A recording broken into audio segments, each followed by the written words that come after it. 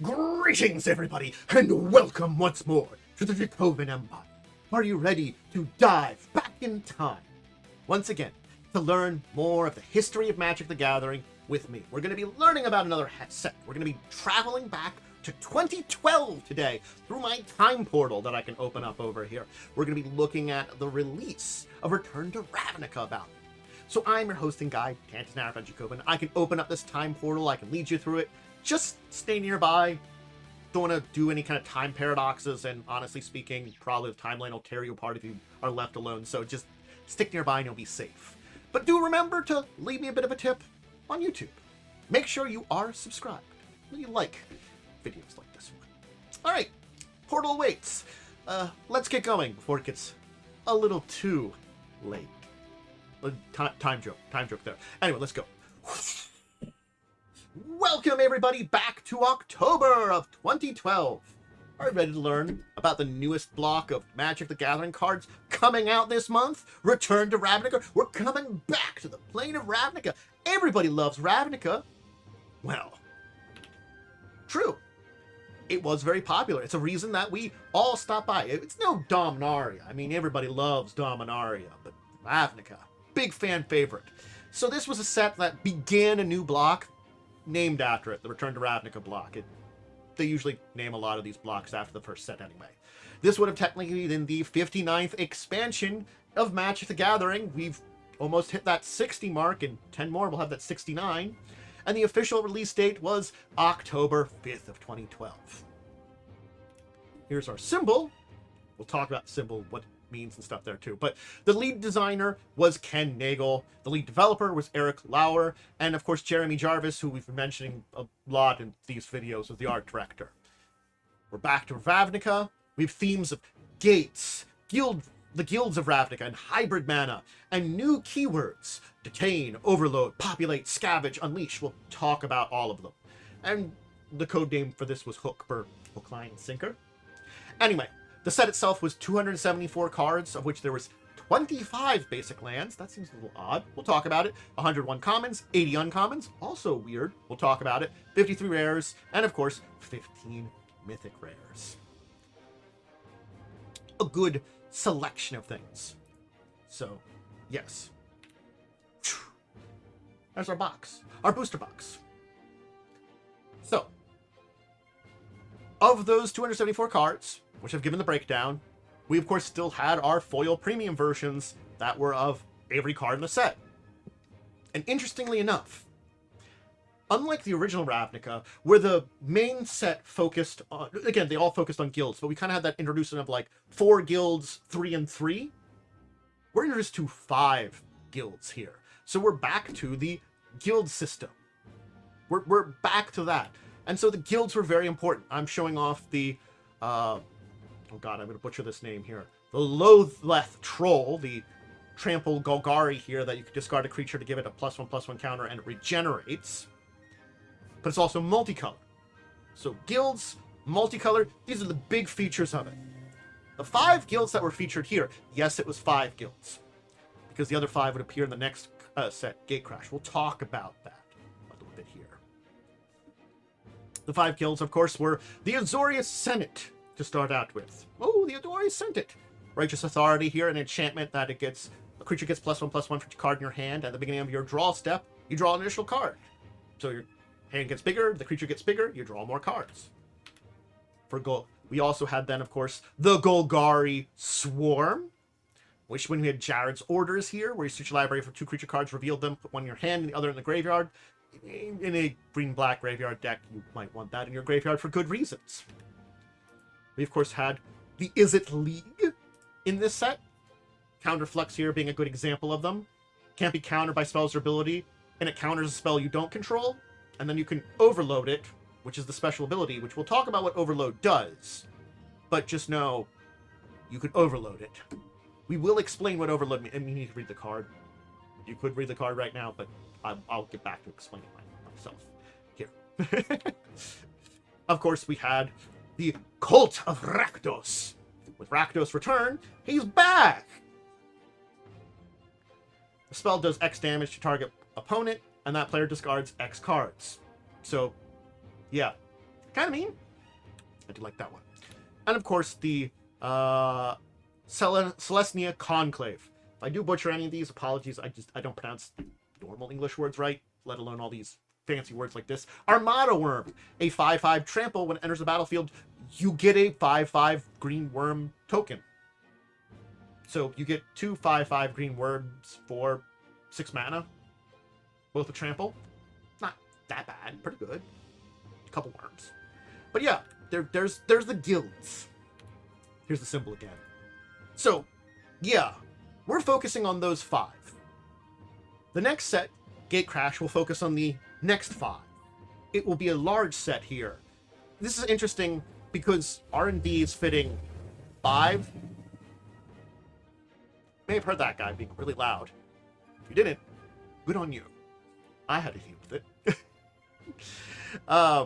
R&D basically was fitting 5 guilds, not 4, for various reasons. And we'll get into it when we get into the other sets in the block. But just know, basically, the introduction to the first 10 guilds was in the first 2 sets. The third set was going to have all 10 and tell something of a story on its own. So it needed to be separate. So one of the ways that they were fitting these 5 is the commons and uncommons. 101 commons, 80 uncommons. You're like, okay, great. Why does that matter? Here's the thing. Let's talk about some numbers from, let's say, Magic 2013. Magic 2013 had 101 commons, 60 uncommons. 60.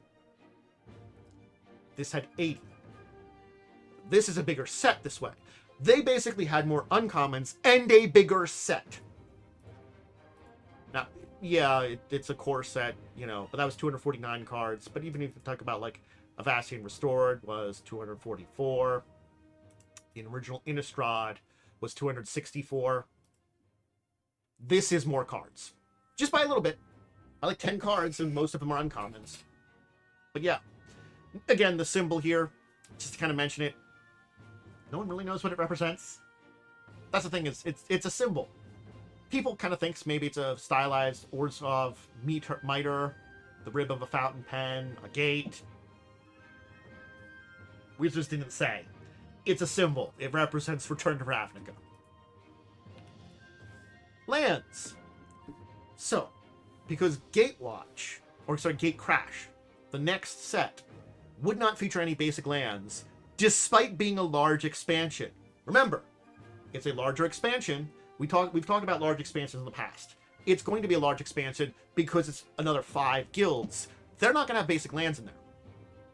Despite that, normally large expansions also have basic lands. They're not doing it, so they have more cards, so they can fit more guilds.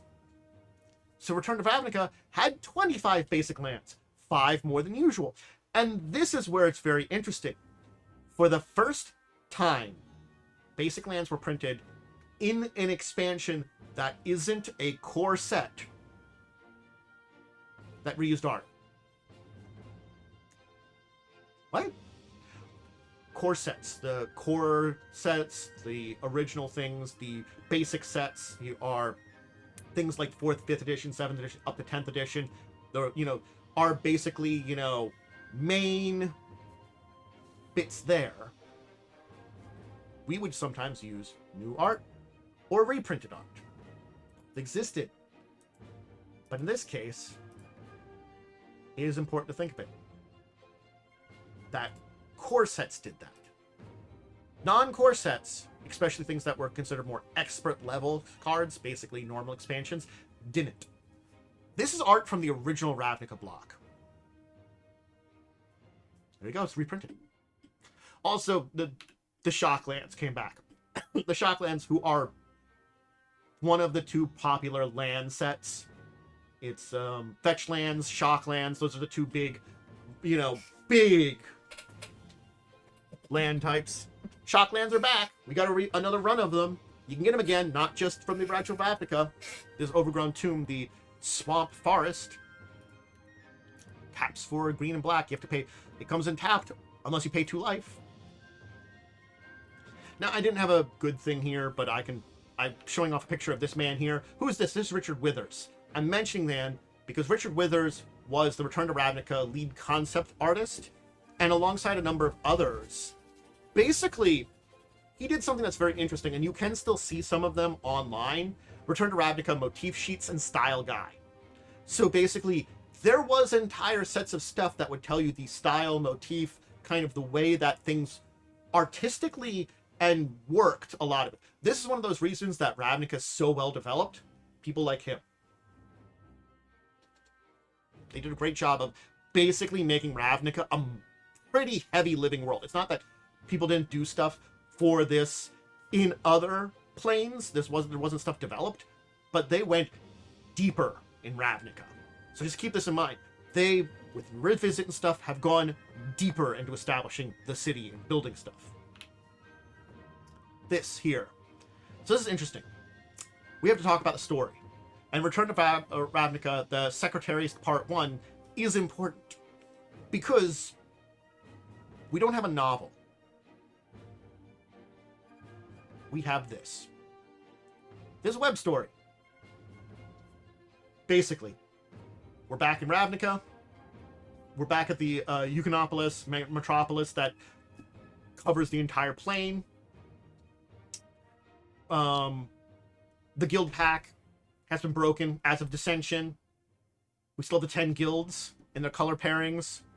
So the magical code that's the foundation of the city's gone, and Jace is doing some stuff here in the city that may or may not be in the underbelly.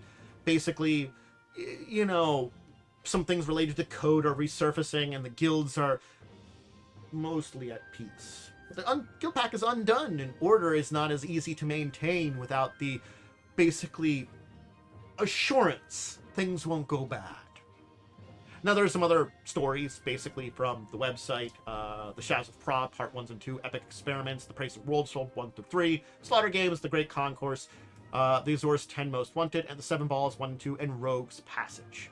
All these tell various stories about this area, and they were released from August 29th up through, of course, November 21st of 2012. This one here was released on November 2012, if you're wondering, and checking out the Secretariat, Part 1, the ebook that was published, instead of a novel, all about Jace doing some Jacey stuff. Packs! First off, we got our classic, the 16-card booster packs. These featured Korzota Guildmage, New Prov Guildmage, Niv Mizzet, Draco Genius, Rix Maldi Guildmage, and Vitu-Ghazi Guildmage. So, it features Niv Mizzet and the guild mages for all the other guilds. Interesting, it didn't show the Izzet guild mage. I guess Niv Mizzet because the Golgari versus Izzet and him being at the front of it just came out before here. Maybe he's front and center in people's mind. Maybe that's why. Anyway, we also had 6-card booster packs that featured Vraska the Unseen. Hi Vraska, nice to meet you. Our Gorgon Planeswalker that's introduced here. Her first card. Hi, Vraska. You'll show up a bunch. We had 5 intro packs. I'll be talking about them today. Our 2 event decks, I will be getting to them today. And, of course, our Fat Pack. Everybody loves a good Fat Pack. Now, as a first for this set, we had this. What's this? The Booster Battle Pack. First for an expert level set. This is basically a 2-player starter set, which normally were for, like, core sets. This is interesting because this is for not a core set. This is the first time outside of core set it's been introduced here in Return to Ravnica. So it's 2 22-card, semi-randomized cards, basically 2 booster packs, play guide, insert rules, 2 color-specific groups associated with one of the Return to Ravnica guilds was in there. Yeah. A 2-player kind of game you can get with it. Hi, Jace. Hi, Niv Mizzet. So this art here is preview art. This is one of the early ones that showed it together. Alongside this, before the set came out, Wizards created a Choose Your Guild interactive quiz and a Planeswalker Points webpage. I don't know if either of them are still up. Let me just check some links here quickly. No, neither are still up, unfortunately. You could probably maybe find them with like the Wayback Machine or something, but basically allowed you to kind of choose your guild, kind of dive into things there. A very interesting point to be in. Now, speaking of interesting, we can kind of talk about the this here. This is the pre-release. But normally I talk about the promos. I'm taking a step back from the promos, and we're going back to September 29th and 30th. The weekend before the release, for the pre-release of Return to Ravnica. You went there, you chose a guild, and this choice affected your gameplay. Because you received 5 Return to Ravnica boosters, you got a guild-specific sticker, an acceptance letter from the guild leader, a spin-down life counter, the promotional pre-release card, which depended on your guild, an achievement and challenge card, and an additional guild-specific booster. That's the pack. It came in a little box, but basically your store that was doing these pre-releases would be provided with these boxes that would have everything in there. It was a really interesting way to do a pre-release. It's fascinating. Let's talk about those pre-releases from this period. Yes, we're finally getting into pre-release time. Whee! So, this was the Azorius pre-release card. So if you joined if you were in the pre-release and you chose Azorius, you got Archon of the Triumvirate. This is a flying. Whenever it attacks, you may detain up to 2 target non-land permanents your opponent's control. Again, keyword for Azorius. We'll explain the keyword in a minute there. But yes. For Izzet, you join Izzet, you get the Hypersonic Dragon, a flying haste 4/4 that when you cast sorcery, you can cast sorcery spells as they had flash. So it's already pretty good as a flying haste 4/4 for 5 mana, but then your sorceries have flash. Yeah. For Rakdos, Carnival Hellsteed, a first strike haste 5/4 with its Rakdos ability Unleash. Again, I'll dive into all these abilities and what they mean a little bit here. For Golgari, Corpse Jack Menace. If 1 or more +1/+1 counters would be placed on creature you control, twice as many +1/+1 counters are placed on it instead. So this is a +1/+1 counters matter bit here, which does dive deep into what the Golgari do in this set. I will tell you that there, and their mechanic. But yeah, that's actually pretty good. Doubles the +1/+1 counters you're placing on a creature. And then for Selesnya, it's the land that was connected with them. Grove of the Guardians. It taps for colorless, or for 3 colors, a white and a green. Tap 2 untapped creatures you control. Sacrifice this. Put a 8/8 green-white elemental with vigilance, basically. So it's a land, but you could also, for 5 mana, turn it to an 8/8 vigilance elemental. Not bad. So yeah, these were the promos that we had as part of the pre-release on September 29th and 30th. And again, this would have been depending on the guild you chose. Now we have to kind of turn to the release day. The launch party was on October 5th to 7th, 2012. It was not as crazy, you know. Also, may I note about those 5 pre-releases? You were allowed to play them in the decks you built. Normally, you're not allowed to play with your promos at the pre-release or release party. But in this case, you were. Those ones you gave you were allowed to be played in the decks you would build. Not this one. But, yeah. This was your release day card. Deathbridge Goliath. It has the Golgari ability Scavenge. It's a 5/5. Again, we'll explain all of it. But yeah. Let's talk about game day. So game day usually has full arts. In this case, we had full art Dryad Militant. Put an instant or sorcery card. If an instant or sorcery card put in your graveyard put into a graveyard from anywhere, exile it. It's basically you're green-white. You'll be playing instants or sorceries. You're not getting them back. You're doing instant sorcery hate with this one, you know.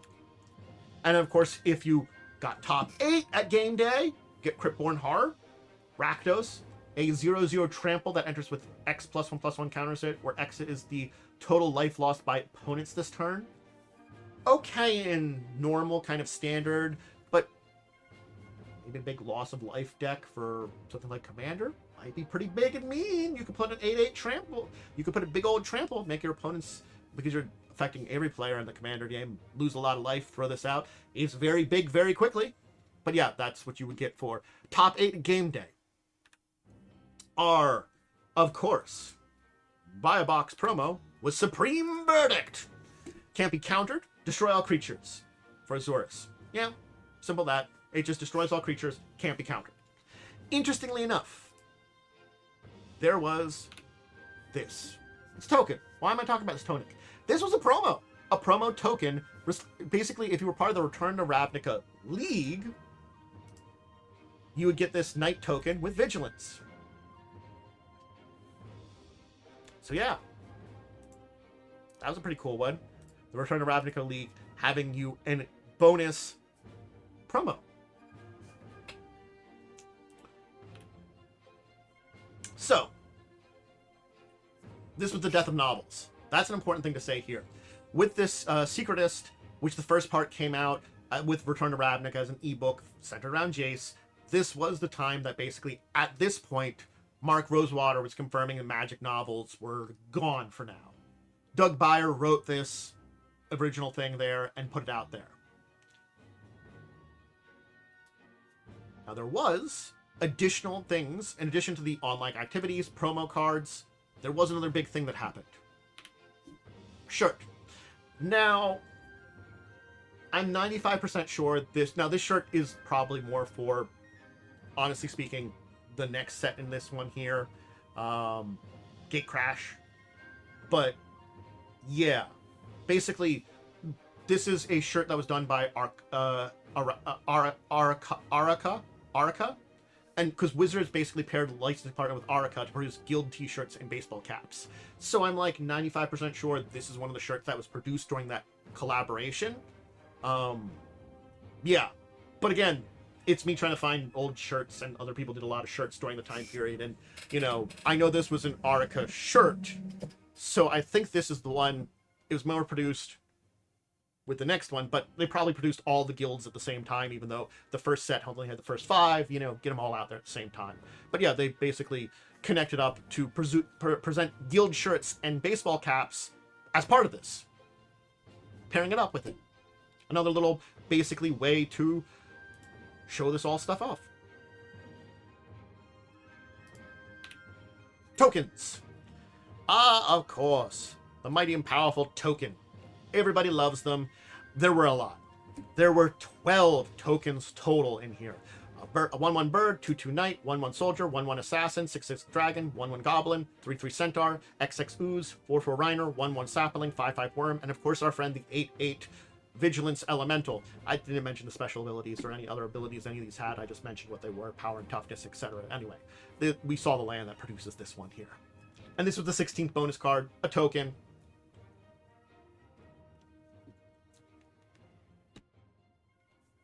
No tips and tricks, but advertisements that were on the other side of these.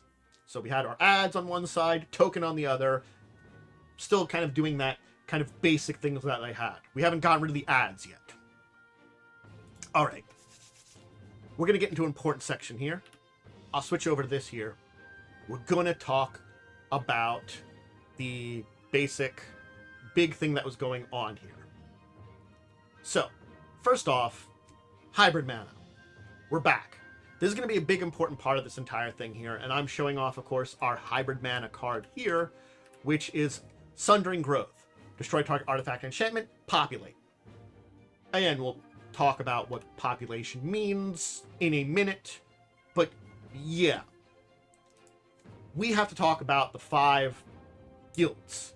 Because each of the guilds, including the other 5 that would show up in the next set, had their own keyword, have their own legendary guild leader, and will have an additional legendary in, of course, the last set. So we get 2 legendaries, a keyword that shows up. And those keywords, I can't remember how many of them show up in Dragon's Maze. Probably all of them, maybe none of them. That's one of those things. We'll have to get to that when I try to remember, and I'm not looking up. But anyway, basically, there were some like basics for a guild and some more advances. Azorius, Senate, we'll kind of start out with here. So their keyword was Detain. Detain which the new prop Guild Mage here makes something flying for 5 mana, 3 colors, 2, a white and a blue. It detains it. Basically, a non-land permanent opponent controls until next turn. That permanent can't attack, block, and its active abilities can't activate. So if it's a creature, it can't attack or block, but it's a non-land permanent, meaning that even if it isn't a land, its active abilities can't be activated. Granted, if you turn a land, if the land is something else, or you turn a land into a creature, that can get through detainment. The law can't detain a giant flying pile of dirt punching you in the face. But Azorius was very control. It had tapping effects, bounce effects, counterspells, taxation abilities. A lot of combat abilities like flying and vigilance were an important sub-theme of it. That's a lot of what it is. Its guild leader, say hello to our nice Sphinx friend here, Asperia the Supreme Drudge. A 6/4 flying that whenever a creature attacks you or planeswalker control, you may draw a card. For 6 mana, a 6/4 flying that makes you tax everybody when they attack you. Pretty powerful.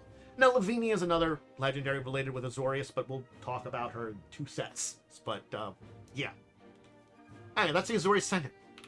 The Cult of Rakdos. It's time to learn about Unleashing. Now, I'm just going to summarize this very quickly.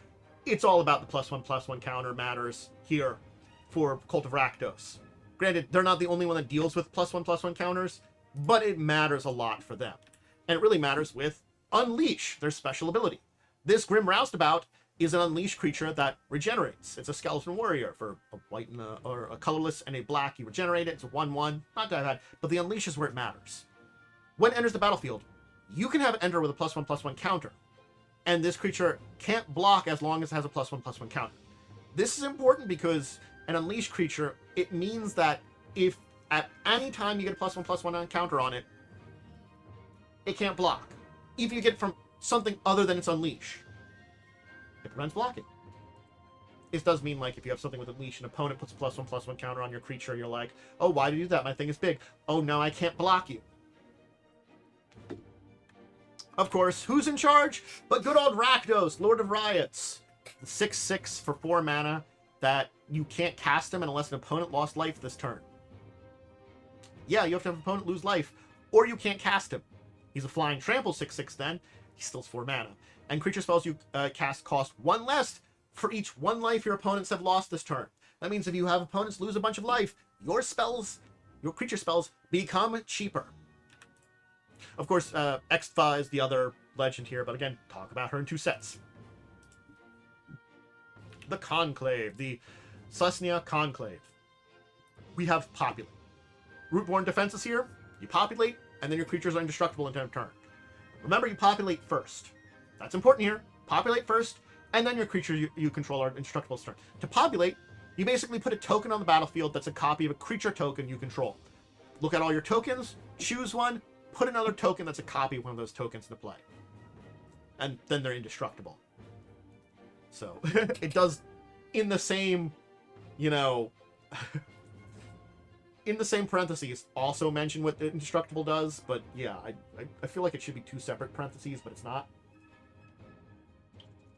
Of course, our guild leader is Trostini, Selesnya's Voice, our 2/5 Dryad. When another creature enters the battlefield under control, you gain life equal to its toughness.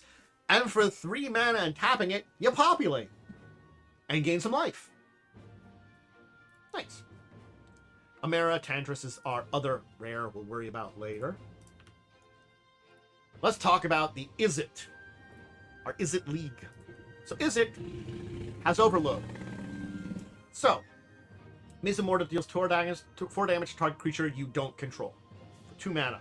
Not bad. But if you turn that into 6 mana, you may cast the spell for its overload cost. If you do, change its text by replacing each instance of target with each. So basically, for 2 mana, I deal 4 damage to target creature I don't control. Or for 6 mana, I deal 4 damage to each creature you don't control. That's what overload is. So remember that spell that countered a spell you don't control? Yeah, it spells each when you overload it. That's what overloading does. It targets everything that's legal. Boom! You explode everything. Niv Mizzet's in charge. So this again is Niv Mizzet Draco Genius. It's a new version of Niv Mizzet for this set. It's a flying. Whenever it deals damage to a player, you may draw a card. And for a blue and a red, it deals 1 damage to target creature or player. I play blue and a red. I deals damage to someone. I can draw a card. Pretty good there. And Melik is the person that'll matter in 2 sets. The Golgari Swarm with Scavenge. Why am I showing off this 1/1 for 1 hybrid mana? Well, it's Scavenge 0. That's why I'm talking about this. Slitherhead here. Basically, you exile this card from your graveyard for its cost that it has. In this case, its Scavenge is 0 mana, 0 colorless, and put a number of +1/+1 counters equal to its power on target creature. Scavenge only as a sorcery. Remember our promo that we just talked about for Golgari, Corpjack Menace, back from the promotional, the pre-release. Double +1/+1 counters. I exiled this from my graveyard, and all of a sudden I put 2 +1/+1 counters on a creature I control? Interesting. So again, much like Rakdos dealt some +1/+1 counters with Unleash, the Celestia dealt with tokens and small token creatures, token sub-themes. Spells are important to Izzet. Golgari's graveyard, and Azorius is just kind of being dicks. It's blue-white. Kind of being an asshole. It's very blue-white. Who's in charge? Jared! Hi, Jared! If you saw my last video about Izzet Golgari, you met this guy. He shows up there. He's a preview card. He's back. A mythic preview. Kind of interesting. He gets +1/+1 for each creature on your graveyard. You can sacrifice a creature. Each opponent loses life equal to that sacrificed creature's power. And for sacrificing a swamp or forest, you can return Jared from your graveyard to your hand. Has an ability you can activate if he's in the graveyard. So, the guilds are presented in blue, white, black, red, green order. So not alphabetical normally. So basically, it's AGIRS in that order, because it goes in like the rotation of colors, not alphabetical as how the guilds are presented by wizards. Though they have been displayed alphabetically by them too. Depends on your situation there. Defenders.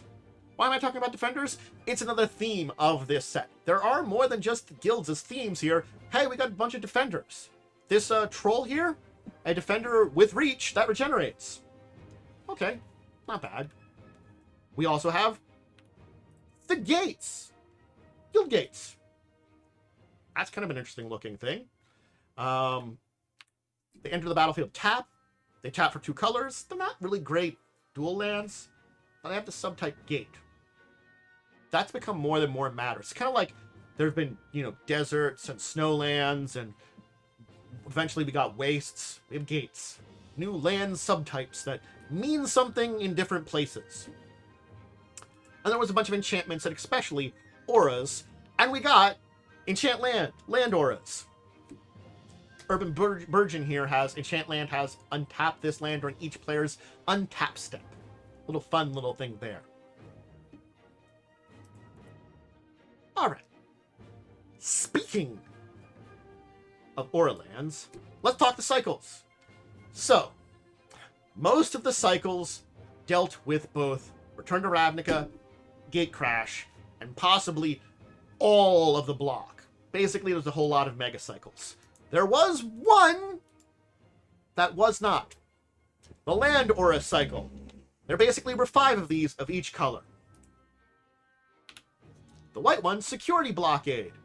Enters, you get a 2/2 Knight with Vigilance, and the land has tap to prevent the next 1 damage to be dealt to you this turn. It's okay. Not great. But again, I like the green one better. And there's some more ones we'll talk about before the end of the day. But yeah, Security Blockade was our main set here. Our main one. So, for our main mega cycle, there were basically, for the first couple of sets, Return to Ravnica block had basically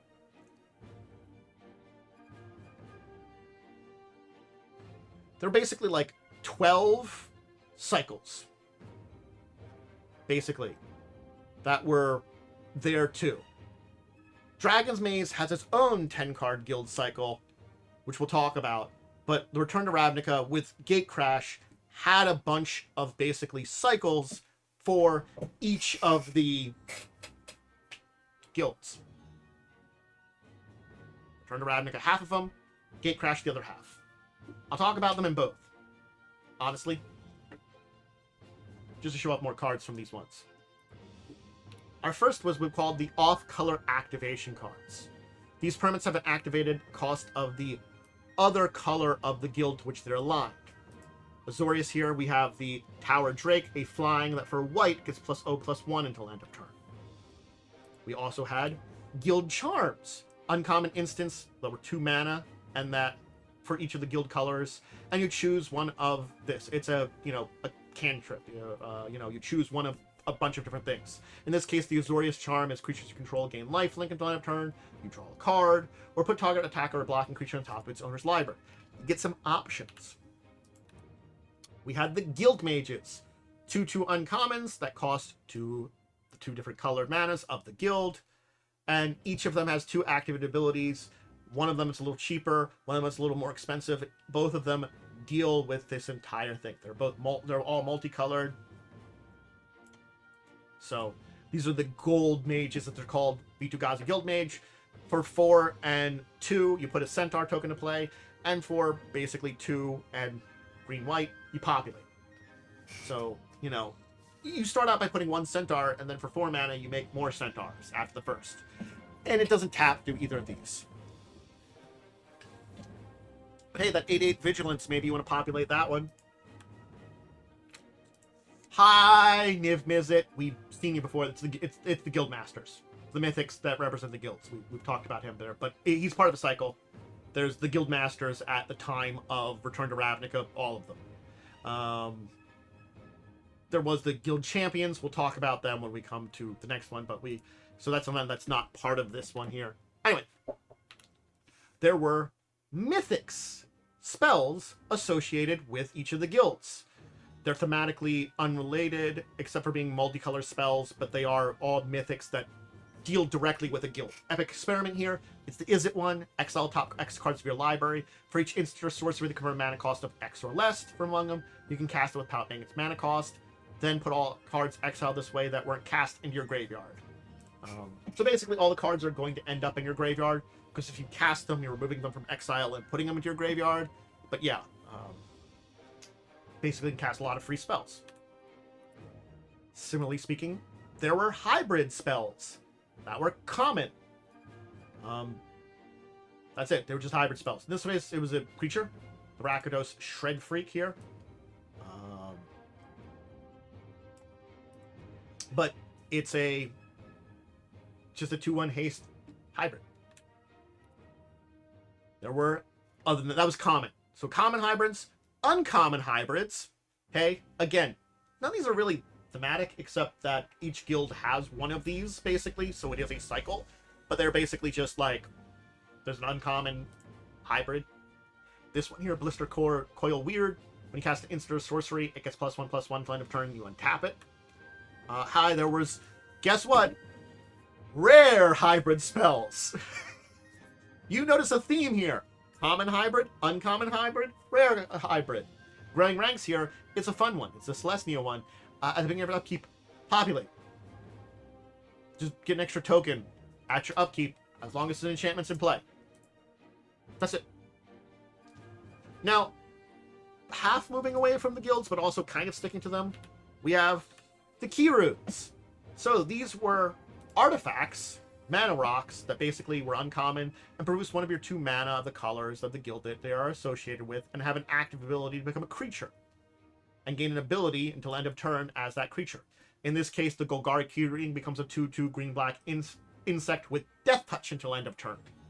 Basically, you can tap for mana, or you can make a 2/2 Death Touch insect out of nowhere.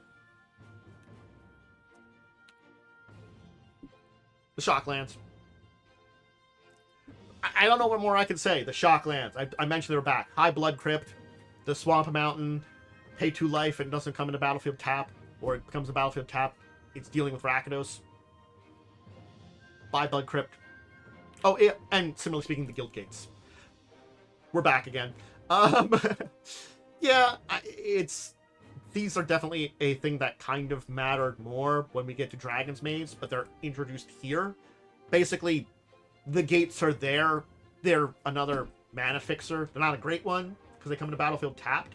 They're not like the, Shocklands, but they're there, and there will be gate matters that happen eventually. Eventually. So, yeah. Now, specific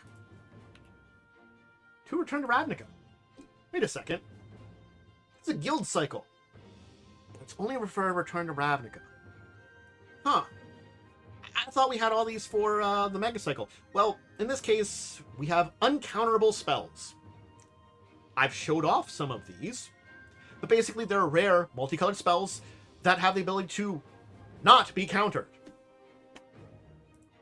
Luxodon Spider here can't be countered. It's a 4/4 for 3 mana. If a spell ability an opponent controls would have you discard it, you put it in the battlefield instead of the graveyard. Hey, have me discard this card. It's in play now. But it's still 3 mana for a 4/4, so it's pretty good and can't counter it. So, let's talk about a mirrored pair. They're both is it. Because there's one mirrored pair, one matching pair. Both of them are also is it. Weirdly enough, they're both is it. Anyway, Downsize and Dynacharge are the two here. They're monocolored spells that cost 1 and have an overload for 2 colors and 1. Downsize shrinks it. Dynacharge pumps your stuff up. That's it. So, yeah. Downsize. Target creature you control gets -4, -0. You can overload it. Dynacharge. Creatures you control target creature you control gets +2/+0. For 6 mana, you shrink your opponent's powers by 4 and all your power by 2. 6 power swing? So the matched pair, and this is the only matched pair. I will note, just as take a step back, there is people that kind of believe that Rakdos Return Sphinx Revelation are apparently a mirrored pair, but it's been confirmed by Mark Rosewater they're not, so I didn't really dive into that there. But anyway, this is the matched pair. They're multicolored, non-permanent spells that cost a blue and a red, and have overload of 3 colors, blue and red. Chemist's Trick shrinks opponent's creatures in the end of turn and forces them to attack. Temporal pumps your creatures and makes them unblockable. They are matched pairs. So yeah, this one, Chemist's Trick, target creature you control gets -2, -0, and attacks this turn of Fable. And of course, Teleportal, creatures you control get +1/+0 and gets unblockable. I like the Teleportal better because I like unblockable, but the one that forces an attack. Again, they match. Match pair. So there were reprints in this set. There usually is. And I'm not going to get into, a lot. I do normally talk about them, but I usually focus those on more, core sets, like functional reprints, better cards, worse cards. Usually when it comes to core sets, I feel like those are more important. In this case, it's expansion. You're going to have better cards. You're going to have cards that are effectively the same thing, with the new set. But we do have reprints. And a decent number of reprints. I think about 15 of them. A little bit more than a dozen. I can mention a lot of them. Some of them I will mention still before the end of today. The Shocklands, actually, technically, were all reprints too. But this is a reprint. Interestingly enough, this was the first time in an expert level expansion, first time not in a core set, that Giant Growth was reprinted since Ice Age. Ice Age was the last time Giant Growth was not in a core set. The card that's been printed 1,000,000 times since Limited and Unlimited. It's even been it's been out. It was out in Foundations and Bloomborough more recently, out in Brothers War. We're going to probably see Giant Growth pop up again. It doesn't go away. Giant Growth is the card that will be reprinted eternally. And guess what? It was reprinted here. Hi, Giant Growth. All right. Let's talk about some notable cards from this set. So, here's an important thing. We kind of have to take a step back and look at our gate friends here. the Guildgate cycle. It basically, through 3 sets here, ending in Maze End, this really helped out with Pioneer and the Field of Dead decks in Standard. Basically, it also helps in a lot of casual mana fixing. For Commander, it actually has helped too. These are really simple lands that are very good for casual mana fixing. Are they great lands? No. But this has been a big major point in time here, because other than coming to battlefield tap, there is no downside. They're also common, so it's very easy to get a lot of them. If you needed a mana fix, just need an extra land to be Duke double colors. If you can wait that turn, it's cheap, easy, it's there. The Guildgate cycle is pretty major. Cyclonic Rift. High Cyclonic Rift. Again, there's another one I'm kind of waving to a little bit here. Everybody loves you, Cyclonic Rift. Totally great here. You're so fun. So, let's talk about the card and talk about why it's notable. Return target non-land permanent you don't control to its owner's hand for 7 each. Buy all non-land permanents I don't control. It's a board wipe. It's played as a high upside bounce spell. It's in Standard and Pioneer. It's also really powerful in Commander. It's got a pretty high price. Yeah. Like, I'm not going to lie. You want one of these from the original? Like $27. That's one of the cheaper versions of this card from the original Return to Ravnica. The card is expensive. This is one of those big price cards. I think I at least own one. Just because it's so good in Commander, it has maintained a high price. Maybe, I note. So, yeah. We have the combo of 2 cards. Let's talk about each of them, and then talk about how they kind of put in a kind of combo here. Let's start with Rogue's Passage. Now, Rogue's Passage here is a tap for a colorless mana. Okay, it's not great, but 4 mana tap. Target creature's unblockable this turn. 4 mana make anything unblockable. Interesting. Chromatic Lantern. Lands you control have tap. Add 1 mana of any color to your mana pool. And it taps for 1 mana of any color to your mana pool. Lands you control, add 1 mana of any color. And it's 3 mana. That's a pretty cheap your lands tap for Rainbow. These are very casual format favorites for easy evasiveness, mana fixing, really good. Chromatic Lantern can just mana fix in any deck. You're basically like, well, all my lands tap for whatever. Probably less important in dual color decks, but like try 4 color decks, 5 color decks, Chromatic Lantern, big top tier. And Rogue's Passage, again, fits into any deck. It's a land. It's a colorless land. Rakdos Charm is a staple of black-red aggro decks. Because that final mode is the important one here. For 2 mana, exile all cards from target player's graveyard, destroy target artifact or creature, or each creature deals 1 damage to its controller. Oh, you build a bunch of creatures. Yeah. It has very powerful modes here that can be very helpful in a lot of places. Exiling the graveyard can be very helpful. Anti-other graveyard deck hate. The burning someone that's basically create 1 million tokens. Yeah. Hello, Goblin Electomancer. Funny seeing you here. Where did I see you last? Is it Golgari deck? Did I mention how he's pretty good here for a common? Instant or sorcerers you spell cost 1 less. I don't think I have to say a lot more on that one. It's part of a lot of storm-based combo decks. Storm decks in Modern, it's a big part of.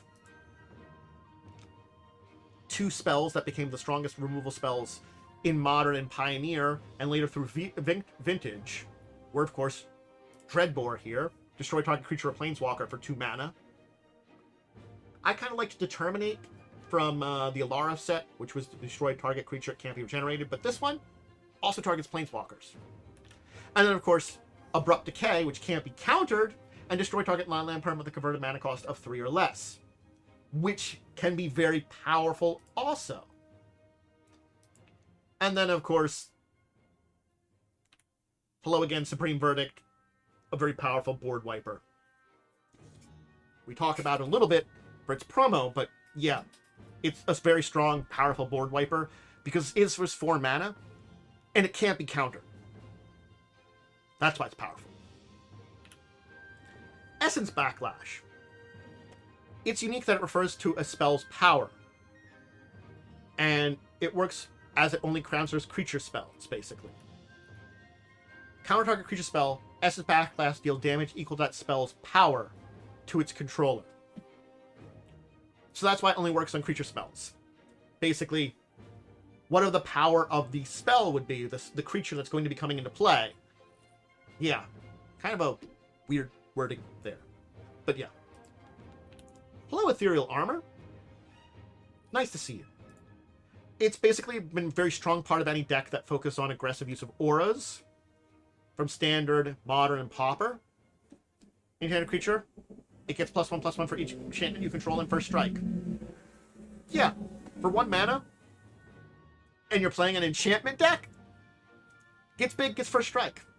You can see how this can be very good in a lot of enchantment-heavy decks. Modern, Pauper, Standard as what it was at the time. You can see that. Grisly Salvage is a powerful card selection and graveyard filling. Why is that? Because it's big in Pioneer and a lot of places there too. Reveal the top 5 cards of your library. You may put any creature card or land card from among them in your hand, put the rest in your graveyard. Well, I may put a creature or land, but I don't need to. I can just dump all that stuff for 2 mana into my graveyard. Oh wait, I want things in my graveyard because I'm playing a graveyard deck? Yeah, you see where this is going with this one. Rest in Peace. When it enters the battlefield, exile all cards from all graveyards. If a creature or token would put into the graveyard from anywhere, exile instead. Yeah, it turns off graveyard. It has had some sideboard play in basically every format there. We have Azorius Elocutors. It's an alternate win card. At the beginning of upkeep, you put a filibuster counter on it. If you have 5 or more filibuster counters, you win the game. Whenever sorcerer deals damage to you, remove a filibuster counter from it. So as long as you don't take damage for basically 5 turns, you win the game. But you don't have to, you can't take damage for it. It's an alt win. Axebane Guardian hides Defender. Remember I mentioned Defenders, where it taps to add X mana of any combination of colors to your mana pool, where X number of creatures Defender you control. So yes, it's basically part of the Pauper Walls combo deck, where it combines with Free from the Real and several effects to generate basically infinite mana. Pack Rat! Counter touch the equal number of rats you control. You can discard a card and make a copy of Pack Rat. Yeah. Basically, it was almost impossible to deal without a board wipe. It was a staple for some standard decks at the time. Had some limited play. Kind of fun that way. Underworld Connections. Hey, it's an enchant land. Enchant land has tap, pay 1 life, draw a card. It's a staple in a lot of black decks that run through standard for draw engines and black mana devotion. Sphinx's Revelation. Hey, for 3 mana and X, gain X life, draw X cards. Pretty good. It can stabilize, generate a lot of cards. It was very powerful, a lot of Azorius spells and stuff like that. Greetings to Worldspire Worm. The largest and most expensive creature ever, costing 11 mana, 15 power, 15 toughness.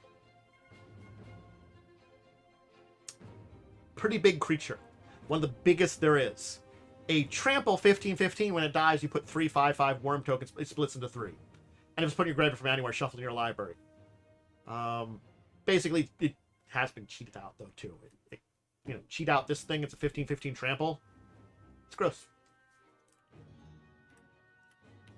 Gorehouse Chainwalker. The 2/1 Unleash? Why am I talking about that? It was difficult to translate succinctly to European languages, with the French and Portuguese translations being the longest in the game. Basically, its name was really hard to translate. A funny little fact about that one. Wild Beastmaster. A 1/1 for 3 mana. Wow, that's kind of expensive. Whenever it attacks, each other creature control gets +X/+X, where X is its power. If I get really big, put +1/+1 counters on it, you play Giant Growth on it. Oh, now it's a 4/4, and all my creatures get +4/+4 until end of turn. Yeah, in the face of things like downsize, this was a good lead the charge and kind of stuff where, yeah. You couldn't drop its power below 1, so your creatures are always getting +1. Well, if you drop it to 0, it can't go negative, so just, anyway. So, yeah. And there's downsize again, because, that dealt with it a lot there. The Niv Magius Elemental. This is the first card to exile a spell on the stack at a cost. Exile an instant sorcery spell you control, put 2/+1/+1 counters on it. Yeah.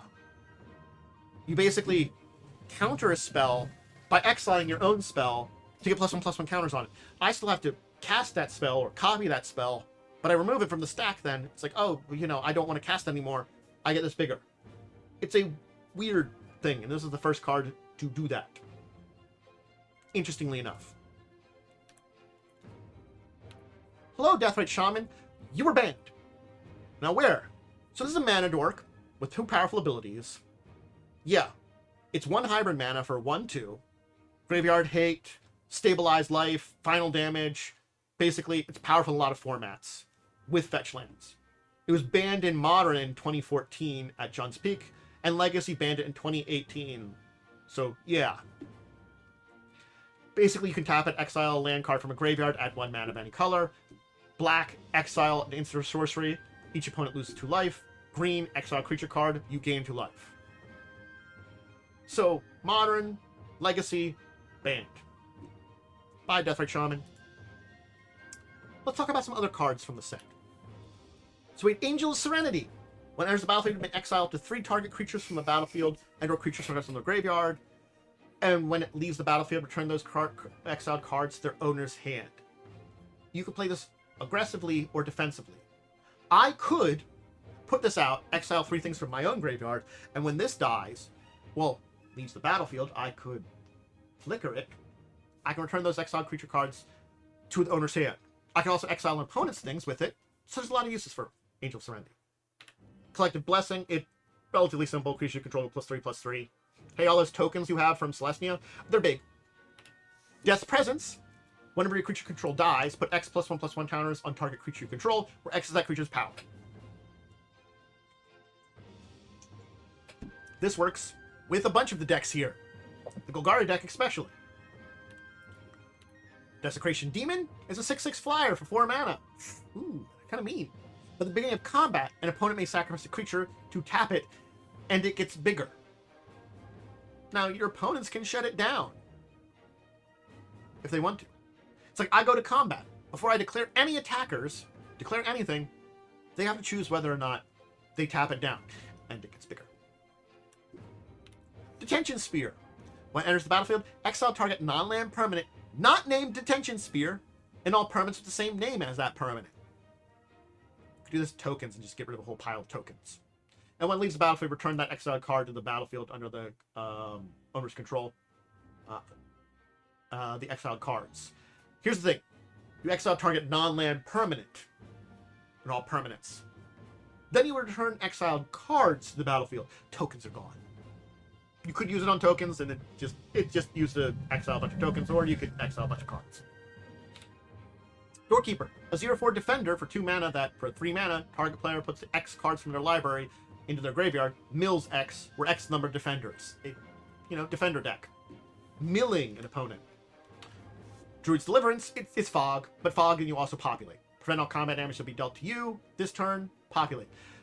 Actually, it's half Fog, because prevents all combat damage to be dealt to you this turn, not to your creatures. So keep that in mind. So it's basically, you choose not to block, you Druid's Deliverance, so you don't take the damage, and then you populate. Grave Betrayal is one I enjoy quite a lot. Whenever a creature you don't control dies, return to the battlefield under your control with a +1/+1 counter at the beginning of the next end step, and it's a zombie. I just board wipe everything and Well, all my creatures are gone, but I have a graveyard deck and I can bring them back. But everything that everybody else owned is mine now?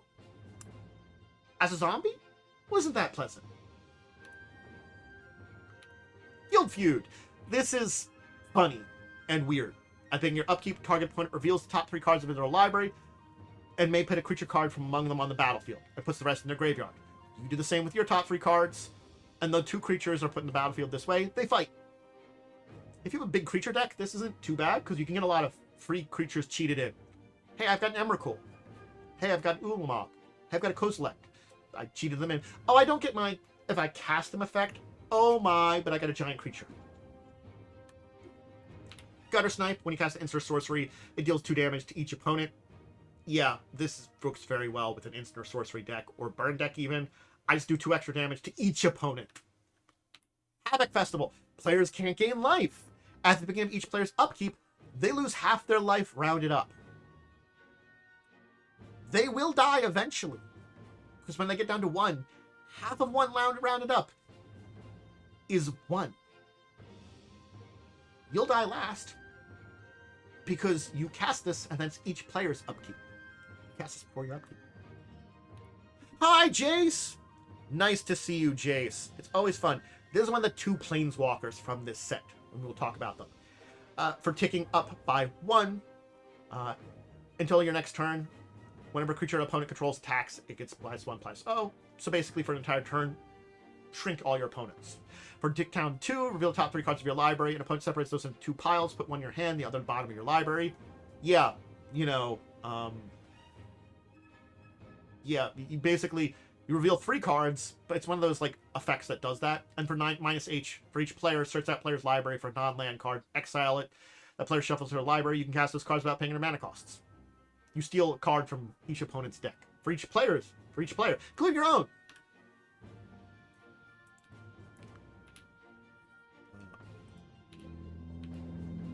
What's that not working? Let's do that. That got that working? Cool. Maybe. Mana Bloom. X of green. Enters battlefield X charge counters. You remove them to get a mana. You can only do that once each turn. And then begin to keep, if there's no charge counters, return to hand. It's a way of setting up mana for a whole bunch of turns. It's not bad, just not great.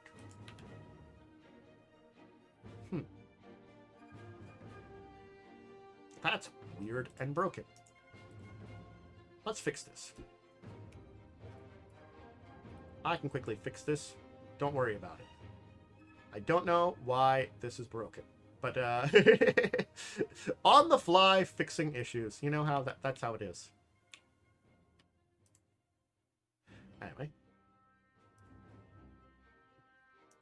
So. There we go. That should be good.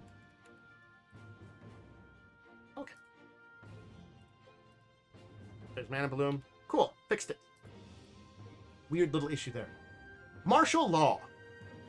At the beginning of upkeep, detaining target creature and opponent controls. Now remember, there's detaining of creatures, there's the creaturing of non-land permanents. This is definitely a creature one, so you shut down a creature, it can't attack or block, you know, or use active ability until your next turn, and you get that at the beginning of your upkeep. You don't have to worry about attacking you, you don't have to worry about blocking, you don't have to worry about it doing anything. Mercurial Chemister. For blue, you draw 2 cards. For red, you discard a card, and then do damage to target creature equal to the discarded creature's converted mana cost. 1 blue tapping to draw 2 cards is pretty good.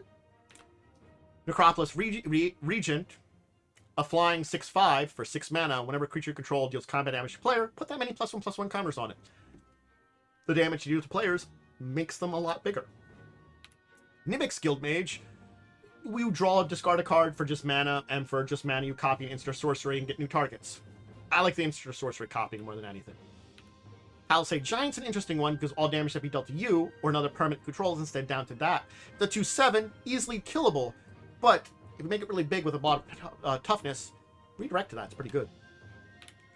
Pithing Needle. It's a reprint. Play it, name a card. Active ability sources with a chosen name can't be activated unless they're mana abilities. Pithing Needle. It's a pretty good reprint. Psychic Spiral. This one's a funny one. You shuffle all cards from your graveyard to your library. and then target player puts that many cards from the top of his or her library in your graveyard. Basically, you shuffle all your cards back and then mill someone that many cards. If you play this late in the game, and it's been a long game, you could just mill someone out if you played a lot of cards or have a lot of stuff in your graveyard. Rakdos Ringleader is a first strike that regenerates, that's a 3/1, that when it deals combat damage to a player, they discard a random card. A 3/1 first strike, basically Hypnotic Spectre in a lot of ways. Doesn't fly, but it's a first strike regenerator instead. Search the city, enters the battlefield, exile top 5 cards of your library. This one's a funny one. When you play a card the same name as one exiled, you may put one of those cards of that name into your hand. And when there are no cards that you exile with Search the City, sacrifice it and then take an extra turn. Doesn't work in Commander, because you have to have the same name cards, but it's a funny little one, because you get 2 cards. It's a weird one there. You get an extra turn too. Seek the Horizon. For 4 mana, you search your library for up to 3 basic lands, reveal them, put in your hand, shuffle your library. Yeah, it's 3 basic lands in your hand, but 3 of any basic lands could be pretty good. Slaughter Games. Can't be countered. Name a non-land card, search target opponent's graveyard, hand, library for any number of cards with that name and exile them. If you're playing an opponent, you know they have a certain card in their deck, you can remove it. If they're playing a play set of a card and they've got one in play, get rid of the rest of them. Safety Spear. Creatures can't attack you or planeswalker you control unless their controller plays X for each of those creatures where X number of enchantments. This is God. It's defensive. It's propaganda. I think that's the one. Yeah, propaganda, the blue spell where each creature an opponent has to play 2 blue or 2 colorless. It's a blue enchantment. There's a white version of it, except in good enchantment decks. Stab Whoop is fun. It's an enchant creature. Enchant creature has -2/-2, and the upkeep of that enchanted creature's controller, they lose 2 life. I can kill a creature if it's bigger, lower, or smaller. If it's 2/2 or smaller, I might want to. But the other thing is, I can just enchant a creature that you want to keep around and make it that you just keep getting stabbed. Keep bleeding. Street Spasm deals X damage to target creature without flying you don't control. You can overload it. It's neat. Tablet of the Guilds is an interesting one because it gives you life. It's one of those kind of like trinkets that does that. Except in this case, you choose 2 colors, and if you cast a spell that has at least one of those colors, you gain a life. If you're playing a 2-color guild deck, it's pretty good. Trans Guild Promenade. Enters battlefield, tap. When it enters, you have to sacrifice unless you play 1. Tap for any color. It's Rupture Spire, but a functional reprint of it. Hi, functional reprint of Rupture Spire. You know, I could have talked about this one from Complex, but so basically it's a mana fix, kind of rainbow fix. It's interesting. Utrava Helicite, a flying 6/6. Whenever a dragon control attacks, you get another 6/6 flying dragon. In a dragon deck, pretty mean. Vandal Blast, destroy an artifact you don't control, overload it. And of course, Vitu-Ghazi Guild Mage. I already talked about this one. Whoops. Forgot I did. Vraska! I should have talked about a different Guild Mage for the Guild Mage earlier. I do that sometimes. Anyway, this is Hi Vraska. We talked about you showing up here until your next turn for taking up 1. Whenever a creature deals combat damage to Vraska, destroy it. For -3, destroy target non-land permanent. Pretty good there. And the big one is 7. Get 3 1/1 black assassin tokens that whenever this creature deals combat damage to a player, that they lose the game. Hello. Do you remember this nice land called Rogue's Passage? That seems weird. I don't know what that is. Let's talk intro packs. One of everybody's most beloved things. I don't know if that's actually true. I'm going to say it, but I don't know if it's true. Anyway, so intro packs. We start out here with our first of them, the Azorius Advance. Basically, each of the intro packs is around one of the guilds. I mean, I can't say much more about these intro packs, except they are guild-based. They deal with what the guild does. Azorius does Azorius things. You know, Izzet does Izzet things. Rakdos does Rakdos things. Golgari does Golgari things. Celestia does Celestia things. We've talked about what those things are. These decks are built to do that. Anyway, These are the two rares that were in this deck: Arkham of the Triumvirate, which we've talked about, and Righteous Authority, which we talked about. The Izzet deck is it Integrity. Again, spell matters, overloading and kind of stuff like that. Its two lands are another two we in fact talked about. Hypersonic Dragon, I talked about its promo, and Mizzet Mortars, I talked about it with Overload. This happens a lot. Brachydos, of course, dealing with +1/+1 counters, its unleashing abilities and things like that. The Rakdos Raid, its two rares being Carnival Hellsteed, a first strike, haste 5/4, unleash. I think this was a promo. And then, of course, Cryptborn Horror. Again, we talked about all these. They kind of show up. I think both of these were promos, actually, interestingly enough. Golgari Growth. Hi, Golgari. With, we talked about both Corpse Jack's Menace. Hi, Corpse Jack's Menace in your promo. And, of course, Wild Beast Master. I'm not going to lie. I think there's just one of these we haven't talked about. And that's from Celestia Surge. Our Celestia deck. Of course, the two rares are Grove of the Guardian, which we did talk about, and Wayfaring Temple. Hi, Wayfaring Temple. You're new. We haven't talked about you. Its power and toughness is equal to the number of creatures you control, and when it deals damage to combat damage to a player, you populate. Yeah. It gets big for more creatures and gets itself bigger when it deals damage to an opponent. Interesting out there. All right, let's talk event decks. That's always a good place to go. So we've Golgari Creep and Conquer, a green-black deck. It's Golgari Swarm, except it's expanding outside of just what is in the deck here, too. Like most of the event decks, it does, in fact, have seven rares. Seven rares. All of them, in this case, are unique. Most of the time I talk about these event decks, they usually have reprints. They have, like, multiples of certain rares. No, just one of each of these. I think that's the point in time where the event decks are interesting, but their lack of, four of a kind, of a full set of cards, of rares for the deck, kind of suck that way. So 7 of them, and you might want to get more of them. The Grim Brackwoods from back in the Innistrad block, where you sacrifice a creature, draw a card, works in Golgari. The Woodland Cemetery, similarly being from the block there, comes to battlefield tapped unless you control swamp or forest. Deathbridge Goliath from this set. Disciple Bolus from M13. Where it enters battlefield, sacrifice a creature, gain X life, draw X card, what's its power. The Unknowable Trackword from Avastia Restored, where you have your stuff fight each other. Again, you want your creatures in your graveyard a lot of times. And of course, the Silverheart Wolfram with the Soulbound, giving something +4/+4, making your thing big. I can understand. Oh, and then Thragtusk. When it enters, you gain 5 life. When it leaves, you get a beast counter. This is like one that you probably want to bring the Thrag. I see what they're doing with all this. It's a very greenback. It's very Golgari, but it needs some work. But it's an interesting idea, and I understand where they're going for this event deck. The other one was a Rakdos deck. Rack and Rage. It's the Rakdos deck. It's black-red. It's made to be Rakdos-y. Interestingly enough, there are basically, again, 7 rares, of which there is 2 of the Stormkirk Noble. The rest, there's just 1 of each of them.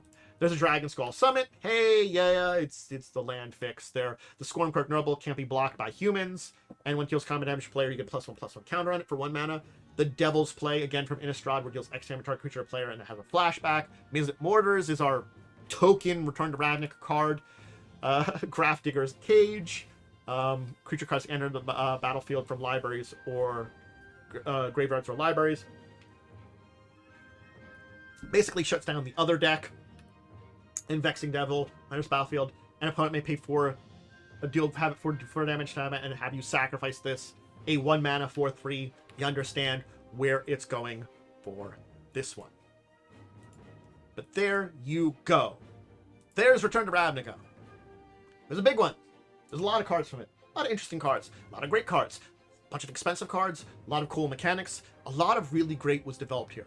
I think the thing is, when I say Return to Ravnica was great, it was. It was a block, and as we go through it, I'm going to stay with this. It was a block that met with the original Ravnica block in a lot of ways, expanded upon it, introduced a lot of interesting things. At this point in time, there has not been a bad visit to Ravnica. We might change that in our tone if we get there in the future with some of those other sets and other times that we revisit Ravnica. But for now, Ravnica and visiting it has been a very interesting thing, and Return to Ravnica is shaping up to be another great visit to this plane. The set is great. It's got a lot of great cards. I hope you've enjoyed diving in, learning all about them, seeing all of them, and seeing there's a lot of really cool cards. And maybe some of these cards you've seen reprints of in various places. You're like, oh, that started here. That's from this set. And we'll leave that there. Please check out the rest of my stuff, whether on YouTube or Twitch. If you're over on the YouTube side of things, do the thing I said at the beginning, liking and subscribing. And of course, let me know if you've experienced with Return to Ravnica. I didn't do the pre-release.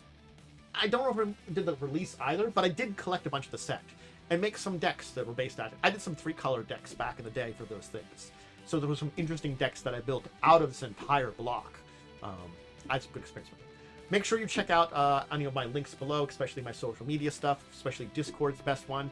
Join me over on Twitch for live plays. Make sure to check out my things like Fall of Avanswell, my live plays of games, things like discussing tabletop, hanging out, just doing stuff. Twitch is all a lot of variety gaming, but all the tabletop stuff over on YouTube. Anyway, okay, everybody, have a great rest of your day. And until the next time, I bid you out there a deep and wonderful farewell.